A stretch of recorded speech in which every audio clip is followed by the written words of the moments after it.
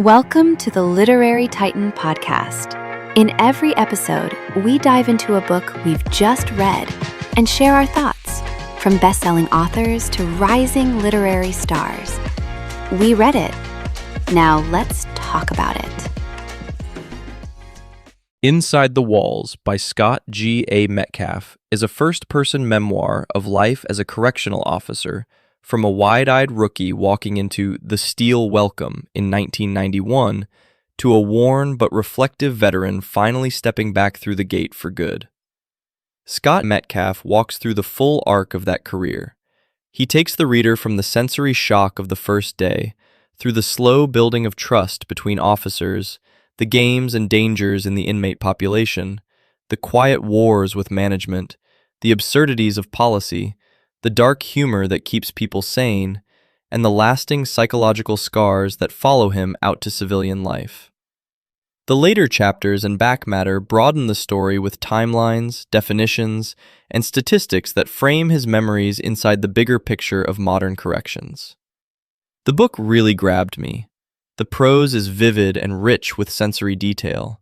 I could almost smell the disinfectant, the sweat, the tobacco, the institutional food, all layered together until the place felt alive in a sick way. The opening chapter in particular is emotionally stirring. The air, the clang of steel, the first encounter with Miller and his 3 rules. I felt my shoulders tense as I read. Metcalf leans into metaphor and repetition. That excess matches the environment he's describing. Prison is not subtle.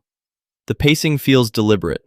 Long, dense passages where he unpacks a corridor or a shift in painful detail, then quick scenes that come and go before you can breathe. I liked how the book keeps circling back to trust, fear, and humanity, both for staff and inmates. The hierarchy among officers, the way reputations are built, one small action at a time, the unspoken pact to back each other up, all felt painfully real. I also appreciated that he does not turn the inmates into monsters or saints. He shows lifers folding blankets, young guys fronting with tattoos, manipulators working angles, and he keeps saying, in his own way, that they are still people. His reflections on the prison as a micro version of society hit hard. The book is angry at the system, but not cheap or preachy.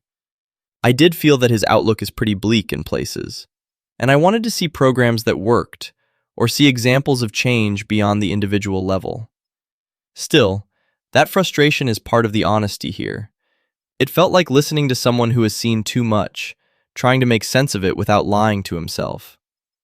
By the time I reached the final walk toward the gate and the appendix of terms and stats, I was moved and a little haunted.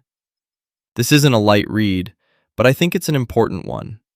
I would recommend Inside the Walls to anyone who works in corrections or law enforcement, to students in criminal justice, to policymakers who talk about prison from a distance, and to general readers who want a ground-level view of what doing time looks like for the people in uniform.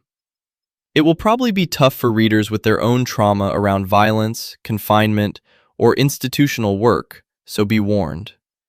For everyone else, if you are willing to hear a raw, thoughtful voice, then I think this book has a lot to offer. Thanks for joining us on the Literary Titan podcast. If today's review sparked your interest, be sure to pick up a copy of the book and experience it for yourself. If you enjoyed the episode, don't forget to subscribe, leave a rating, or share it with a fellow book lover. Until next time, keep reading, not just to escape, but to grow.